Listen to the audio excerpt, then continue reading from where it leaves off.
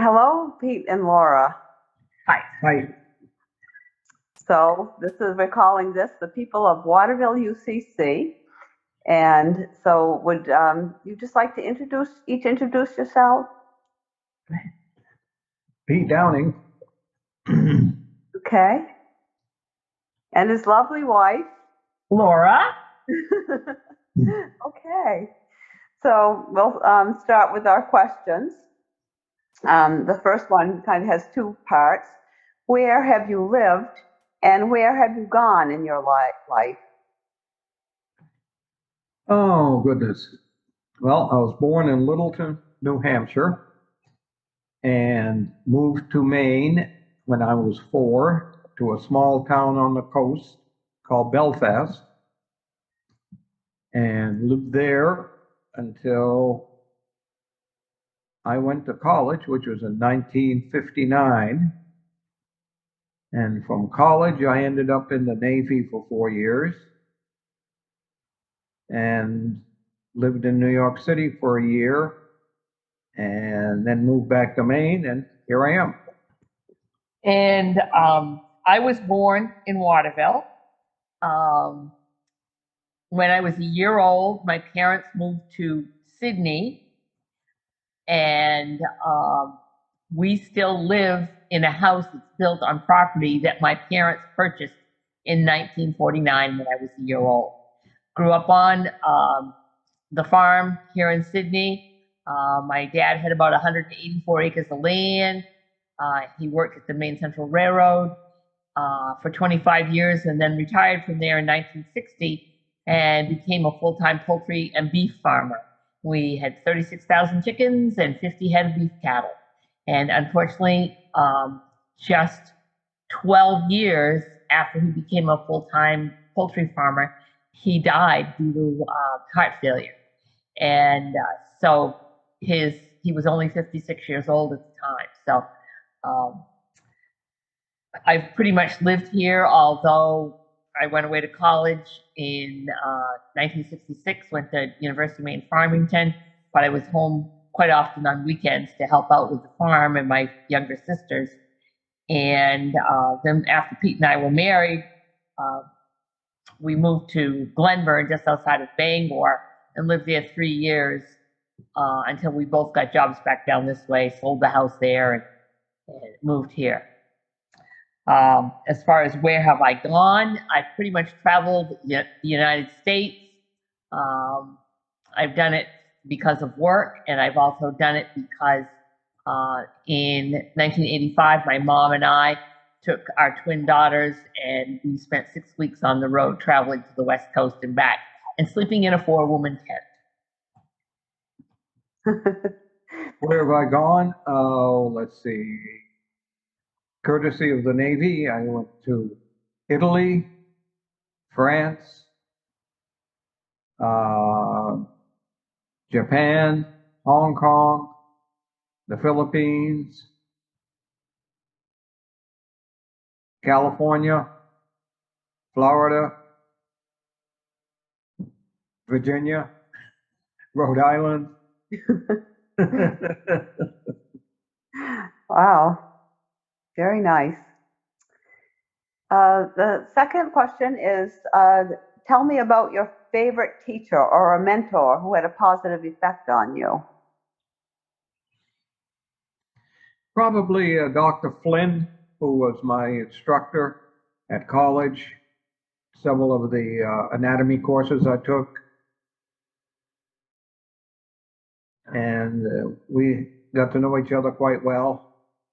I needed lots of help. And so he pretty much convinced me that probably being a zoologist was not in my future.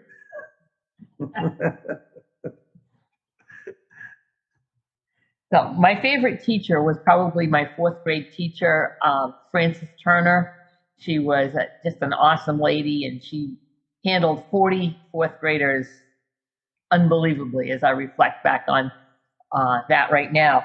And then as far as a mentor is concerned, it would be Professor Dr. Elizabeth Marks at the University of Maine Farmington. she was a true educator, relying on research and science and how kids should be educated. And she actually was my mentor in college. But then when I was working on my master's degree in the late 80s,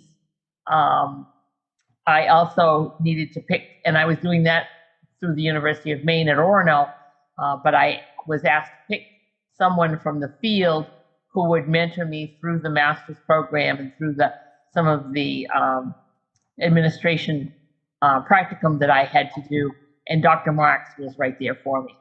So she's really stayed with me a long time, and I have such great memories of her.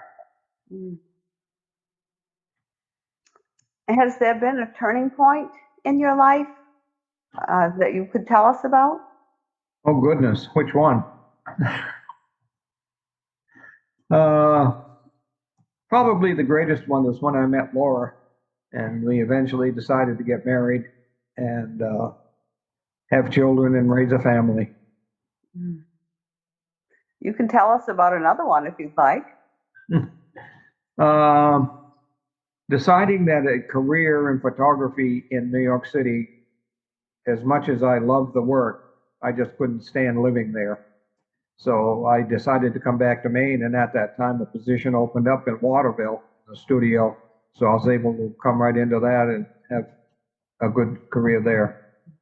For me, as far as a turning point, meeting Pete and getting married, and he makes it sound like he says eventually get married. Yeah, we met the last week of March, had our first date the first week of April, and that same year got married the 26th of August.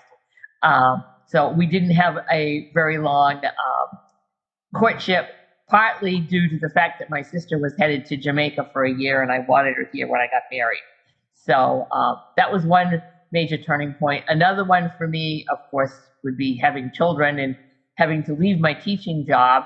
But that was good for me, and made us find some ways to raise our family on a single, very low income. So we did that for a while, and then I went back to teaching. In 1989, I got my master's in educational administration. That was a major turning point for me. But bigger than that was in 1994 when I took on an administrative position and then just worked in administration 94 to 02 at the building level, and then 02 to 2011 at the Department of Education level as a team leader and director of career and technical education there. So really some major turning points in my life. The next question is you've already answered partially. What kind of work / volunteering have you done or do you do now? My longest career was in working with the state police in the state police crime laboratory, where I was forensic photographer and did processing crime scenes, testifying in court, preparing court presentations, all sorts of things, processing film, teaching at the Criminal Justice Academy, teaching at University of Maine at Augusta. All kinds of things came with that position. Hmm. And you already know that I'm a lifelong educator, and that's led me in a couple different directions, places I never thought I would go when I graduated from college. As far as the volunteering piece, I've done volunteering throughout my life. Our parents raised us, myself and my 4 younger sisters, to care for people in the community through our activities with 4-H and also with Rainbow Girls. And then when I was an educator in the classroom, particularly at Messalonskee High School, we were trying to encourage students to be volunteers. So you needed some role models. And it was the fall of 1990 when we did the first Thanksgiving dinner on Thanksgiving Day, engaging our senior students in that activity. So there was a lot that went along with that. And then, of course, now for the last 6 years, I've done the Waterville Area Essentials Closet, and Pete's been right there supporting me and helping me with that. And that's huge in our life right now. And I would- volunteering for me, I did some in the Navy, but I was never in any place long enough. I just get started teaching kids at the Y, or either swimming or life saving or something like that. And then, hey, you're getting deployed. Oh, good. So I didn't in any one place long enough. When I started living in the Waterville area, I was in the Lions Club, and we did a lot of charity work with that. And also, that's right, I was also Cub Master at Sydney, the Cub Scouts. So the Essentials Closet, I would just say from the outside, was probably a turning point in both of your lives as well, because of the, amount of work you did to get it started and the amount of time and, the things that you're doing now that you weren't doing when you started the Essentials Closet, like with your relationship with the dollar store. Do you want to talk anything about at all about that? Well, the Essentials Closet, need to be really clear here. It's not just a Pete and Lora thing. It's a whole church activity from the get-go. We haven't had a committee. We haven't had a committee chair. I refer to myself as a team leader when anybody asks me. But it's a whole church piece. And when we needed to make changes in the early stages, I would just say on Sunday morning, anybody who has an interest in the Essentials Closet, please meet after church. And I would always have 20 or more people show up. And right now I've got probably 26, 27 people on the volunteer list. So it's not just our activity, it's an activity of the whole church, and we couldn't do it without the support of the church, both financial and personnel to volunteer. And whenever someone new comes in, which lately it's been in each month, we've probably had close to 20 new people show up to the closet. I make it very clear to them that everybody is a volunteer there.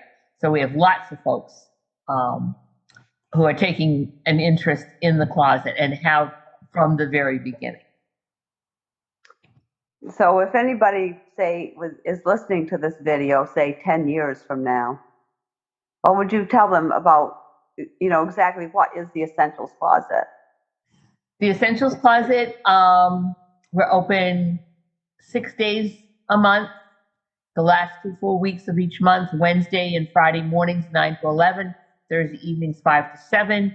We serve anyone who comes to us who is in need of the household and personal care items that we carry.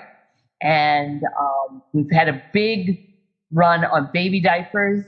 St. Mark's Church donated over 3,000 baby diapers in the fall, in October, and we are running right through those baby diapers.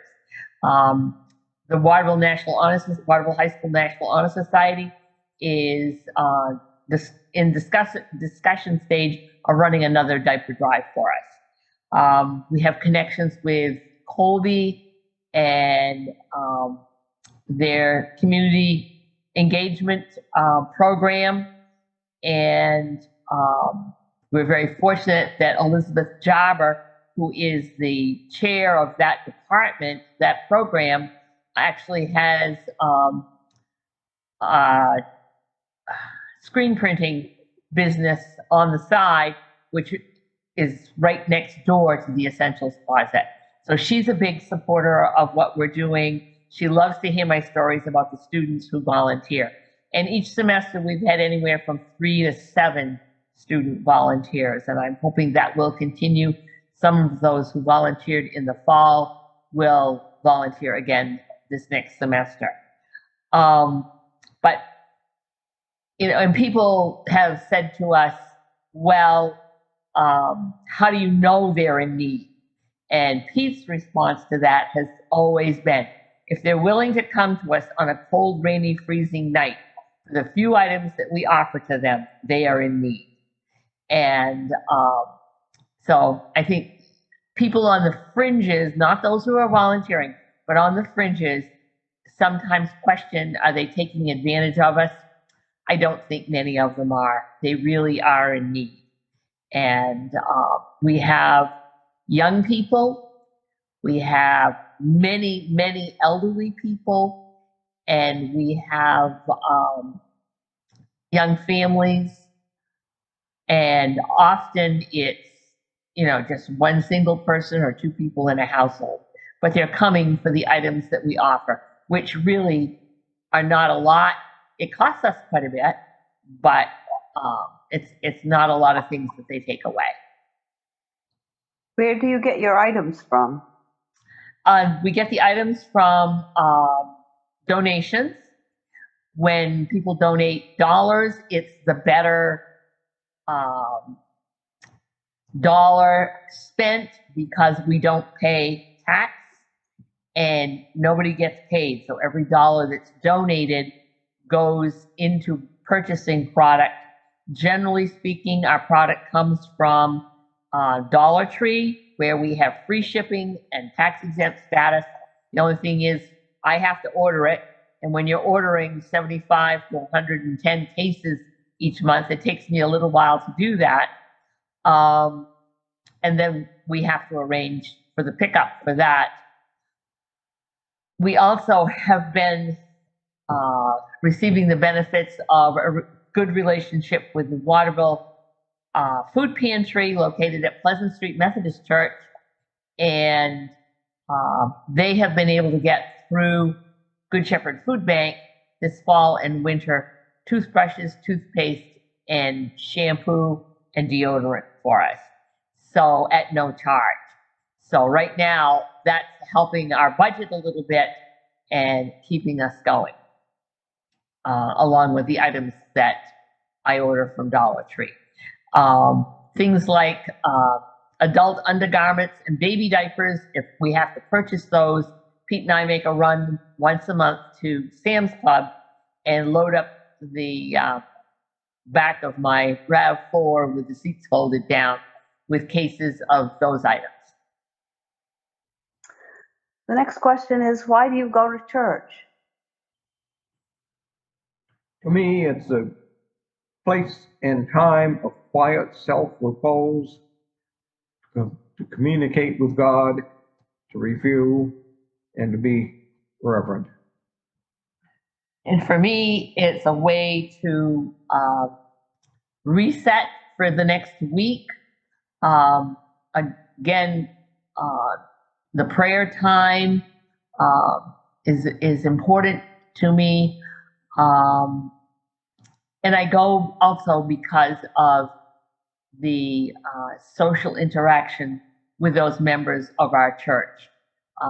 There are some more elderly than I am people that I keep saying I want to be just like them when I get old.